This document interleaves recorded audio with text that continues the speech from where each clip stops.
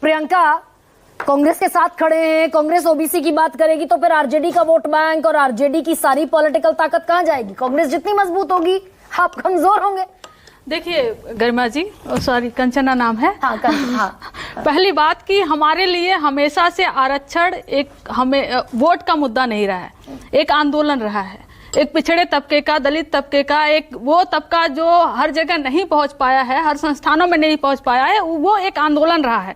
हमारे लिए बहुत खुशी की बात है कि आज कांग्रेस ने भी वही माना जो हम एक समय कहते थे, तब कांग्रेस नहीं मानती थी। लेकिन इसमें कोई गलत बात नहीं है। ये जिगरा चाहिए, जिसको बहुत एक टर्म देती हूँ ना, जिगरा चाहिए कि राहुल गांधी जी अपने पूर्वजों के, जो अभी नहीं है इस दुनिया में, उनकी कमियों को भी एक्सेप्ट करते हैं और माफी मांगते हैं। क्या ये प्रधानमंत्री नरेंद्र मोदी जी कर सकते हैं कि आडवाणी जी ने जो मंडल के खिलाफ कमंडल यात्रा निकाला, जो इतनी तरीके से हर जगह जो है कि दंगा फसाद हुआ, क्या मोदी जी माफी मांग सकते हैं? जिगरा चाहिए, नहीं मांग सकते। क्या अटल बिहारी वाजपेयी जी की कमियों का मोदी जी माफी मांग सकते हैं? नहीं मांग सकते। यहाँ परिवार की बात नहीं है गरिमा जी, यहाँ सरकार, पार्टी और आइडियोलॉजी की बात है।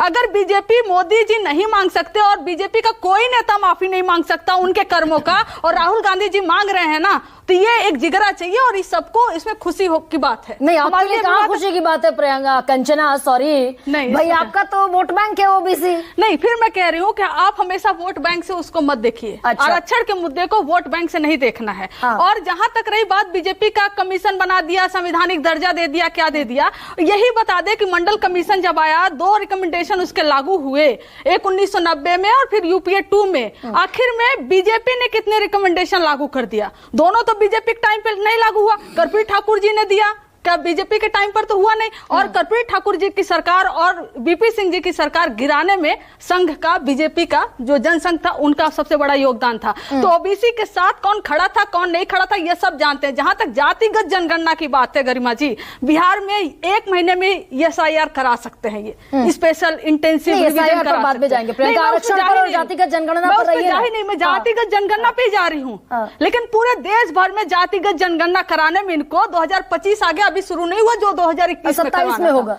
वही मैं आपको कह रही हूँ कि एक जगह आप 1 महीने में कहते हो कि हम सारा डॉक्यूमेंट ले लेंगे, सबको सत्यापित कर लेंगे, सबका क्या कर लेंगे, लेकिन जातिगत जनगणना कराने में 2025 आ गया, अभी तक आपने शुरू नहीं किया। 2027 का आप सोच रहे हैं, तो कितना ओबीसी के साथ खड़े हैं, कितना नहीं खड़े, हमें वोट जाता है, लेकिन वोट जाता है बीजेपी को ओबीसी का। लेकिन इस बार वही होता है कि एक बार जो चीज आप देखे नहीं होते हो। प्रधानमंत्री जी आकर मैं ओबीसी लीडर हूं,